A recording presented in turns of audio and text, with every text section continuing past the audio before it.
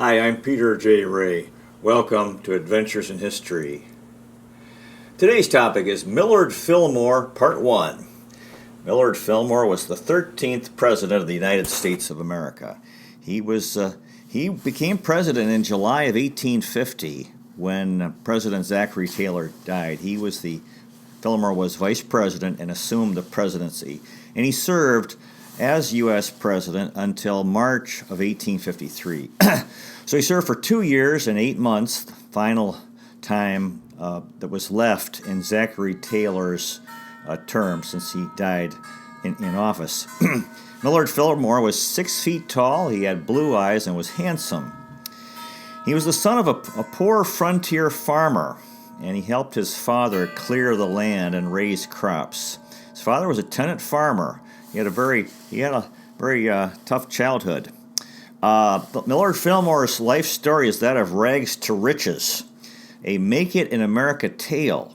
That he achieved the American dream. He came from extremely humble origins.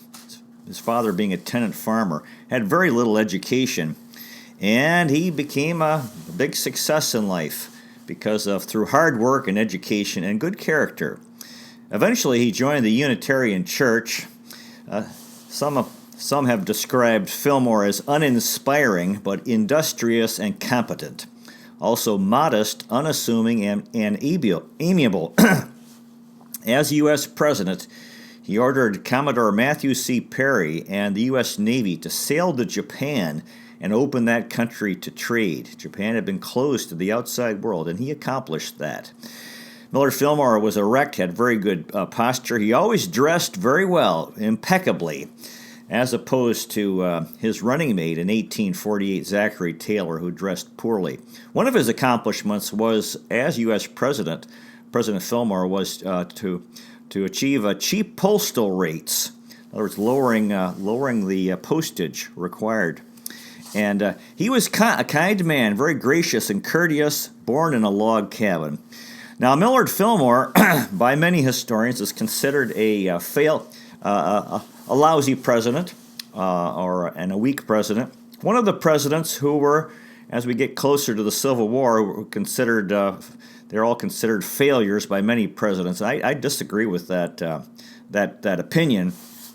And Millard Fillmore is primarily condemned for signing the Fugitive Slave Act into law.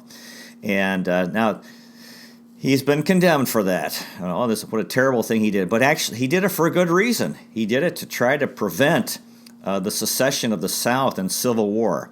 And it gave the North 10 more years, from 1850 to 1861, for the Industrial Revolution, to make the North stronger and more capable of winning the Civil War. And I think Millard Fillmore lived a very amazing life of hard work and achievement and good character and tremendous national service, especially to the city of Buffalo. And I think as U.S. President, he did the best he could in an impossible situation. As the conflict over slavery grew worse and worse, and it was just an impossible situation, and he did his best. I don't think anyone could have done better, so I think he deserves credit. This is one of our problems today. We don't give people credit. People think, Millard Fillmore was terrible. No, he wasn't terrible. He was a great man, and he deserves respect for the life he lived and his contributions to our country. His biographer, Robert J. Rayback, wrote, quote, that Millard Fillmore was a little-known president who, quote, needed to be done, made the prospect of a biography even more attractive. Digging into the literature of the period, however, soon showed that almost all that anybody knew about Fillmore was what his bitterest political enemy had written, nearly 10 years after the president's death. You see, Millard Fillmore, the attitudes about Millard Fillmore American presidents the opinions are always affected by politics. And then when the Civil War came and all the suffering of the war, there was an interest in looking for blaming people. And Millard Fillmore was one of the people who were unfairly, in my opinion, blamed for the suffering in the Civil War. He was born in poverty in central New York State, very poorly educated, but he had very little formal schooling. But Millard Fillmore became an extremely well-educated man, all through self-education. He became dedicated to learning, and a guy who had very little schooling. Today, he's a very unknown president, considered unsuccessful, and again, I disagree with that opinion.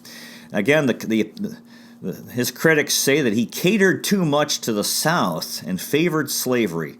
Well, he was trying to preserve the Union, and this is why he was interested in appeasing the South. His father, Nathaniel Fillmore, was from Bennington, Vermont, and in 1799, with his brother Calvin, they bought land, a farm in Cayuga County, New York. However, they found that the land was not fertile and had too much clay, and that there was a faulty title, so they lost the land that they had bought. And then they moved to another farm, and his father became a tenant farmer. In other words, working the land of someone else, land that he did not own. Millard Fillmore was born on January 7th, 1800, in Cayuga County, New York, in a very poor family in the Finger Lakes section of New York. Born in a log cabin, and he had a childhood of work. He helped a lot of hard work. He helped his father clear the timber and work the farm. He hoed corn, mowed hay, and planted wheat. It was an isolated farm. His first name Millard was his mother's maiden name. So that's how he got the name Millard.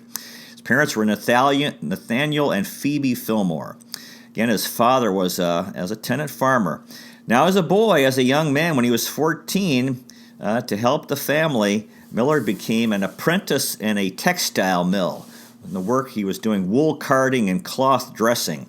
So he started working, aside from working at home, working to bring in money at an early age.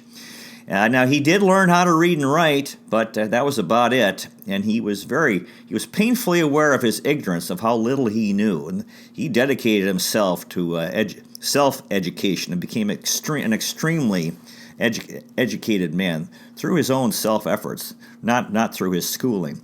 The family library that they had as a boy, they had a Bible, a hymn book, and an almanac, and that was it. Again, 1815, he was 14 years old, and he was apprenticed to a cloth maker, and he did that for 5 years. When he was 19, he fell in love with a woman named Abigail Powers, who was 2 years older, and she was a teacher, and he was inspired by her to pursue education despite his disadvantages. And he purchased his freedom from his apprenticeship. He had to pay $30 to get out of this apprenticeship. And then he bought a dictionary and he became a teacher to raise money. Developed a tremendous love of reading books. Age 17, in the village of New Hope, he paid to join a private library and read voraciously. Now, when he was 19, the textile mill had closed, and he enrolled in a local academy, and that's where he met his future wife, Abigail Powers, who was a teacher. During this time, he became a clerk of the county judge, Walter Wood. He was living at home, teaching school, paid off the apprenticeship. Then his family moved to East Aurora near Buffalo. Fillmore grew to be 6 feet tall, very handsome, and ambitious. Again, he met Abigail at this country school, and he said about that, quote, "I pursued much of my study with, and perhaps was unconsciously stimulated by the companionship of a young lady whom I afterward married." Yeah, this Abigail Powers changed his life because she inspired him to learn, and that even though he hadn't been in school very much, that he could become very educated, and he did. So she really played a major positive influence on his life. He became an apprentice for Walter Wood, who was a lawyer in Montville, New York, who shoved the first volume of Blackstone's legal commentaries into his hand and said, quote, "Thee will please turn thy attention to this." 2 months later, this lawyer, Walter Wood, said, quote, "If thee has an ambition for distinction and can sacrifice everything else to success, the law is the road that leads to honors. And if thee can get rid of thy engagement to serve as an apprentice, I would advise thee to come back and study law." Fillmore ended up teaching elementary school to raise money to pay off his apprenticeship. And he was working for this Judge Wood, who owned a number of farms, and one of the jobs Fillmore was doing was evicting tenants who were behind on the payments they needed to make. And he ended up having a dispute with Judge Wood and quit. And Millard Fillmore said about this Judge Wood that he is, quote, more anxious to keep me in a state of dependence and use me as a drudge in his business than to make a lawyer out of me. So he returned to the farm, and the family at this time had moved to Aurora, 18 miles from Buffalo. 1822, Buffalo was on the rise. It had been rebuilt after being burnt by the British in the War of 1812. And Buffalo eventually became his home. And this very important port on Lake Erie, where the Erie Canal would empty into Lake Erie. Millard Fillmore took this. He took the teaching job, as I said, became a clerk in Buffalo, later in the law firm of Asa Rice and Joseph Clary. He was very well liked. People liked Millard Fillmore because he spoke well, he dressed well, had a positive attitude, his opinions and manners, good manners, a hard worker. He was sound and steady. And the common saying became, quote, if Millard Fillmore goes for it, so do I. By 1823, Millard Fillmore had been admitted to the bar to practice law in New York State. He won the friendship of a county judge and studied law in his office. And then he opened his own law office in East Aurora, New York. He was insecure in Buffalo and returned to East Aurora because there were no lawyers there, so he could provide all legal work. Again, he had moved to Buffalo, spent some time there, was kind of intimidated. Again, he had taught school, studied law. He was described as cautious, conservative, serious, studious, and hardworking. And then again admitted to the bar in Buffalo, but returned to East Aurora because he was intimidated by the big city. And he was a young man, insecure, lacking self-confidence, and had this background of poverty. He read books his whole life for self-improvement, always impeccably dressed, because he had this sort of shame over his poverty. He wanted to impress other people with his clothing. Millard Fillmore was cautious and conservative, the son of a dirt farmer, a self-educated factory apprentice who somehow became a lawyer. So he was a guy who really rags to riches, on his way at that time. And the thing is, he had good, supportive parents. That I'm sure that meant everything to him. They were poor, but they were good people and very kind and very loving to him and supportive. Became again well dressed. It was said he was perpetually conscious of his manners. Wanted to behave well. Millard Fillmore became the leading citizen in East Aurora, New York. He became commissioner of deeds and had a modest law practice and visited Abigail, this gal who was his girlfriend, in Moravia, New York. By 1826, Millard and Abigail, they got married on February 5th because Millard Fillmore believed that he was sufficiently established, quote, in the law, that his law career was going well enough that he could get married. Millard and Abigail had a mutual love of reading and literature, so they both were both intellectuals. And Abigail was the first professional first lady. They had two children, Millard and Mary, and Mary died of cholera at age 22. Very tragic. They said that Millard Fillmore was not humorous. Yeah, he was a serious guy, hardworking. He was raised in the Methodist Church, married in the Episcopal Church, but eventually joined the Unitarian Church. He hired Nathan Hall as a law clerk. His law office was doing well, and Nathan Hall became a lifelong confidant and ally. He was very busy with his legal career by this time, no time for politics. But by 1827, politics beckoned, and Fillmore became involved in the anti-Freemasons movement. There was a belief that the Freemasons was this secret society, fraternal organization, and that there was a belief that the Freemasons had this conspiracy to dominate the country behind the scenes. So there was a strong Freemasons' sentiment among the public. This led to his involvement in politics. Now, it started when William Morgan had prepared a book regarding the Freemasons and their secrets. And he disappeared. He was believed he was murdered by the Freemasons. So somehow the story went out. Oh, these Freemasons, they do whatever they want. They have no respect for the law and the established authorities. Actually, I think they're a fine organization. But anyway, there was this anti-Freemasons movement. The belief that they were an invisible empire that had infiltrated the government and was controlling everything. Thurlow Weed was a New York politician. He was a leader of the anti-Freemason movement, a newspaper man. And by this time, this is around 1826, Millard Fillmore was getting interested in politics. Fillmore became a strong Thurlow Weed supporter. By 1828, Fillmore was elected to the New York State Legislature as a member of the Anti-Masonic Party. And for the next 3 years, he served in the New York State Legislature from 28 to 31. His most important contribution, he sponsored a bill which ended imprisonment for debtors, and which helped the New York economy. People who got into debt would get arrested, and then they couldn't work. So this was a very good thing that he did in having that law changed. He was years later, he became a founding member of the New York Whig Party. Millard Fillmore had an acquisitive mind, and he learned the parliamentary tricks of government. Again, he worked for the abolition of imprisonment for debt and new bankruptcy laws, which helped all New Yorkers, especially entrepreneurs and businessmen.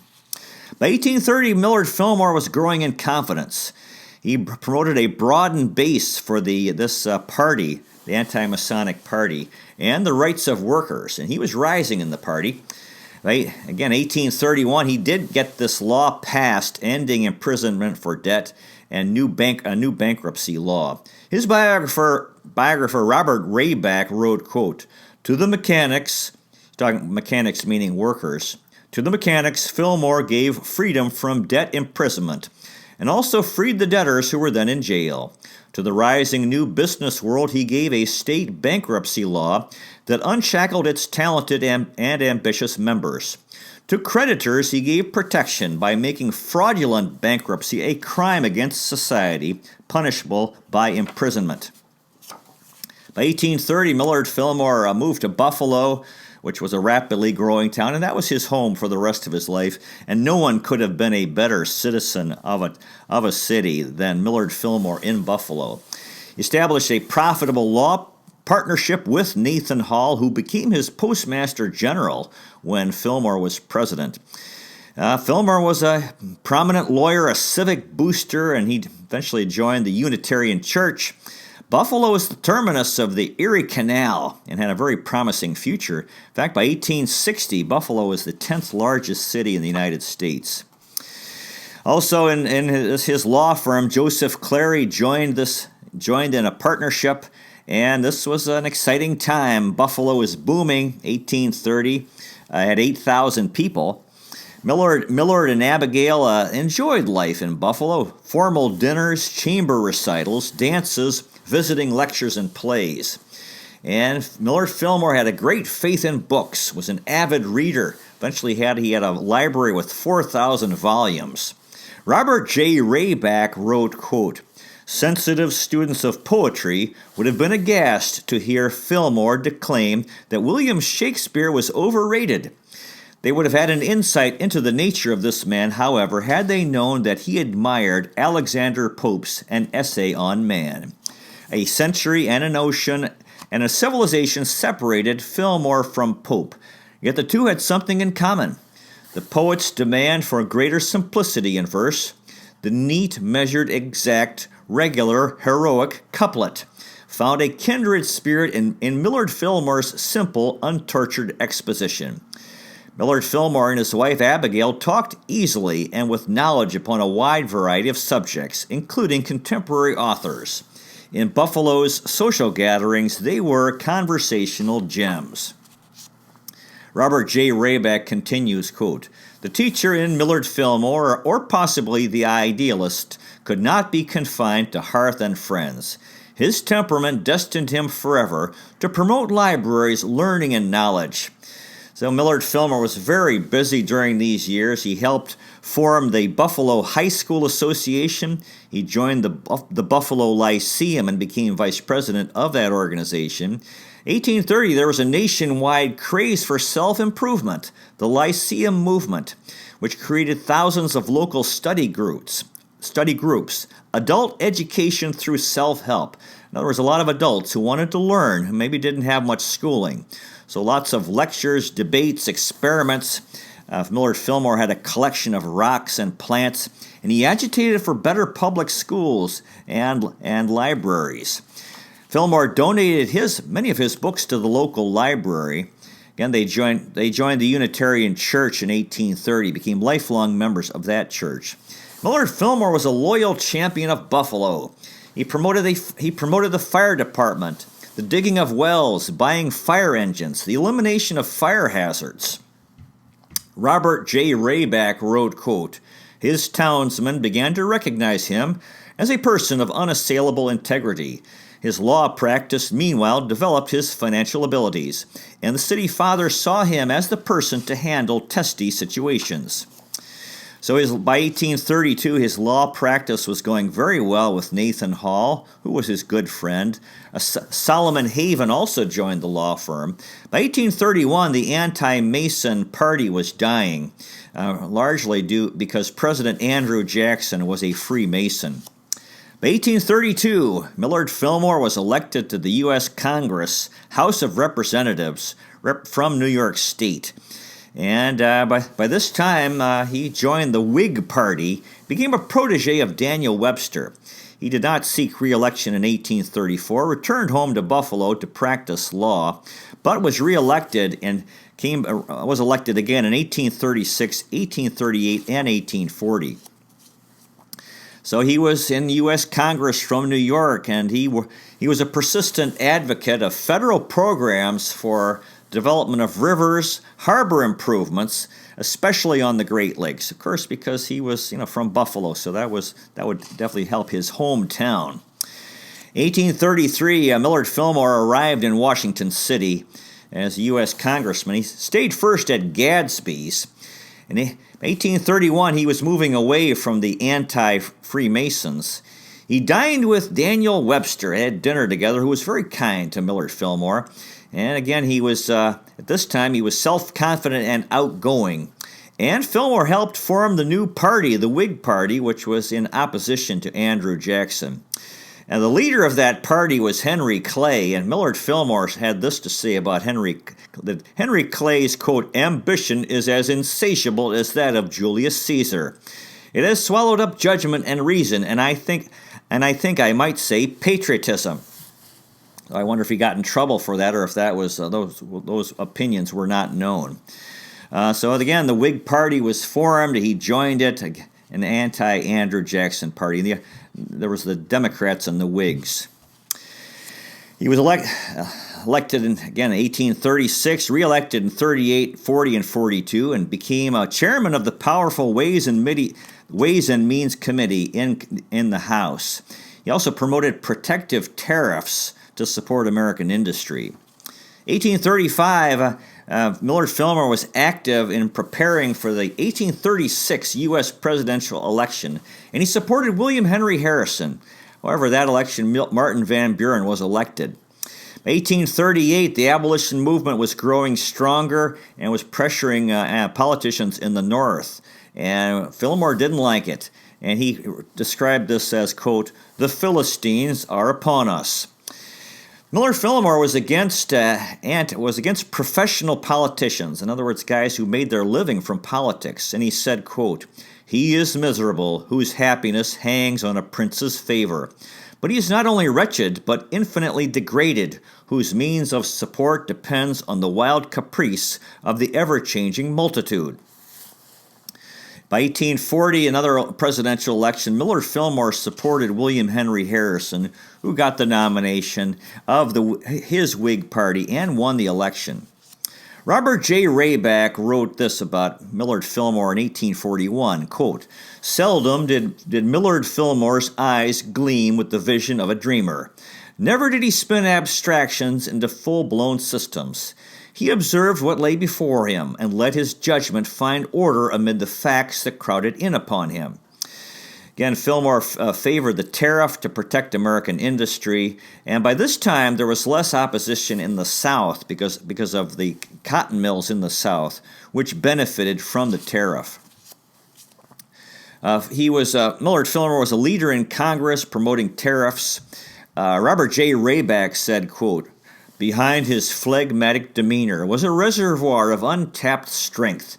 He was always dignified, cool, self-possessed, conciliatory, clear, concise, and indefatigable." By 1843, Fillmore retired from Congress, returned to his law practice in Buffalo, and he was having a struggle with William Seward and Thurlow Weed, who controlled the New York Whig Party.